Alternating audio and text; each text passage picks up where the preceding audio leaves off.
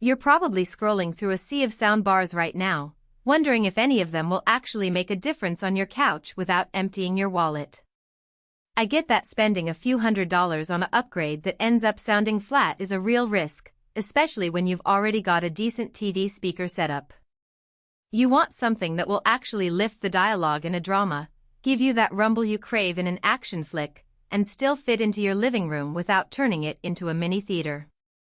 Link is in the description if you want to check the product details on Amazon.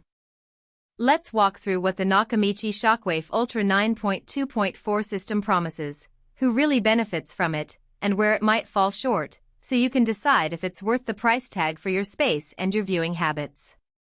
First off, the biggest headline here is the 9.2.4 configuration. That means you get a central soundbar, 2 side channels, 4 dedicated rear speakers, and not 1 but 2 wireless subwoofers. Most soundbars on the market stop at a 5.1 or maybe a 7.1 setup, so the sheer number of speakers is a clear signal that Nakamichi is aiming for a full room, immersive experience. If you're the type who watches a lot of Dolby Atmos or DTS:X content, think the latest superhero releases, big-budget sci-fi epics, or immersive gaming sessions, this system is built to deliver the kind of height and surround cues that standard 2-channel bars simply can't reproduce. Now, let's talk about the practical side of that ambition. The dual 10-inch wireless subwoofers are a standout. They're not just an extra bass driver, they each come with a high-output amp capable of pushing deep, room-filling low frequencies. In my testing, a typical action scene with explosions or a sports broadcast with a roaring crowd felt genuinely impactful. The bass wasn't just felt in the chair, it actually filled the room, and because the subs are wireless you can place them where they work best, one near the TV, the other tucked behind a couch for balanced distribution. However, there's a trade-off. Those subs, while powerful, also demand space. If you live in a compact studio or have a minimalist aesthetic, finding 2 decent spots without tripping over cords, the subwoofers themselves are cordless, but you still need power, can be a hassle. The important size notice in the spec sheet isn't just legalese, it reflects a system that takes up a fair amount of floor real estate. In a bedroom of under 120 square feet, the Shockwave can feel a bit overkill, and you might notice the bass overwhelming dialogue if the room isn't properly treated. Speaking of dialogue, that's where the Shockwave really shows its research-backed design.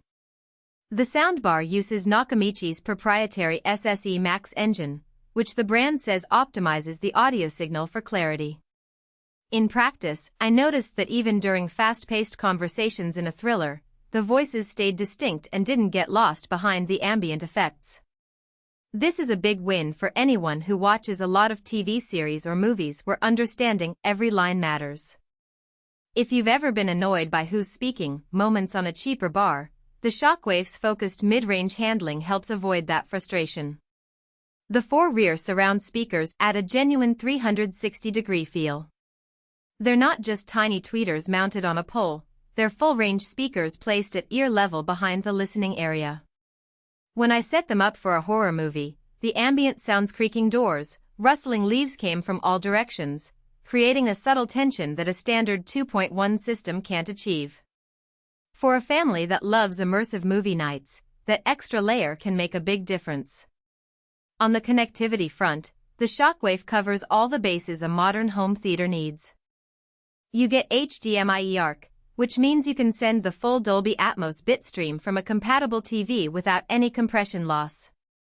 3 additional HDMI inputs let you hook up a gaming console, a Blu-ray player, or a streaming box, all while preserving 4K HDR and Dolby Vision quality.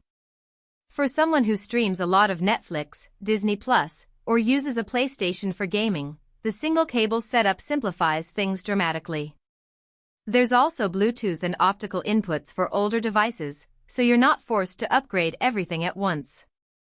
The remote control, however, is an area where the experience can get a little sticky.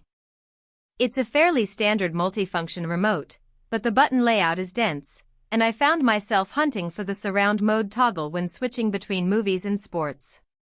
It's not a deal breaker, but if you value a seamless, one-press experience, you might want to consider pairing the bar with a universal remote or using the smartphone app that some users have reported works with the system. It's an extra step that could have been smoother. Now, let's address the elephant in the room: price. At $999, even with a promotional discount that brings it down from $1,899, the Shockwave sits in the premium tier of soundbars. For many households, that's a significant investment. The question is whether the